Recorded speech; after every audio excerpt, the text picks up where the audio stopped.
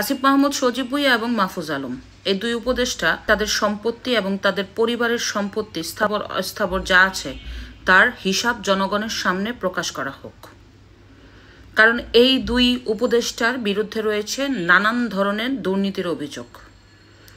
তার উপদেষ্টা হওয়ার আগে কি ছিলেন আর উপদেষ্টা হওয়ার পরে কি আছে তা জনগণের জানা খুবই দরকার। আপনারা ইতিমধ্যে জানেন যে এই দুই উপদেষ্টা গতকালকে প্রধান উপদেষ্টার নিকট পদত্যাগপত্র জমা দিয়েছেন। তখন প্রধান উপদেষ্টা তাদেরকে বলেছে, তোমরা এতদিন ক্ষমতায় থেকে যে অভিজ্ঞতা অর্জন করেছো সেই অভিজ্ঞতার আলো তোমরা আগামীতে কাজে লাগাবে। এটা ভয়ঙ্কর ব্যাপার, কারণ এরা কি করেছে বাংলাদেশের জন্য।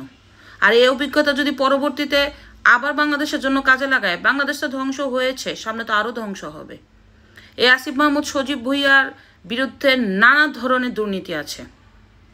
যেই ব্যক্তি উপদেষ্টা হওয়ার আগে ছিঁড়া জুতা পরতো আর ভাতের থালাতে থাকতো আলু, সেই উপদেষ্টা আবার হওয়ার পরে নীলা মার্কেট চলে যেত হাঁস খাইতে। আবার হাঁস না পাইলে আবার সে ওয়েস্টার্নে চলে যেত। অনেকেই বলতে পারে যে সে একজন উপদেষ্টা, হাঁস খেতেই পারে। হ্যাঁ, খেতেই পারে, তবে তার পিছনের অতীত যদি ভুলে যায় সে বাংলাদেশের মানুষকে কি দিবে? এরপরে আসেন, এই ব্যক্তির বাপ তার এলাকায় একনায়কতন্ত্র প্রতিষ্ঠা করেছে, খুনিদের আশ্রয় দিয়েছে। শুধু তাই না, ঠিকাদারির লাইসেন্স করে তার ছেলের যে ক্ষমতা তা কাজে লাগিয়ে ওইখানে শত শত কোটি টাকা কামিয়েছে। এই আসিফ মাহমুদ, সজীব ভুঁইয়ার যে পিএসের দুর্নীতি আপনাদের তো সবাই জানেন। ইতিমধ্যে দুর্নীতি দমন কমিশন তারা তদন্ত করলেও কিন্তু প্রকাশ করার ক্ষমতা তাদের নাই। এরপরে AK-47-এর কথাও আপনারা জানেন। এই আগ্নেয়াস্ত্র নিয়ে এই যে ম্যাগাজিন সেটা নিয়ে সে এয়ারপোর্টে ধরা খাইছে। ভাগ্য ভালো, এটা নিয়ে যদি সে অন্য দেশের এয়ারপোর্টে ধরা খাইতো, একটা উষ্টা দিয়ে তারে 14 শিকের ভিতরে পড়তো। তো তখন সে বলেছিল আমার নিরাপত্তাজনিত কারণে সরকার তাকে দিয়েছে। তাহলে কোথায় এই দুইটি আগ্নেয়াস্ত্র? যদি সরকার দিয়ে থাকে তাহলে কি তার কাছ থেকে নেওয়া হয়েছে বা হবে কি না?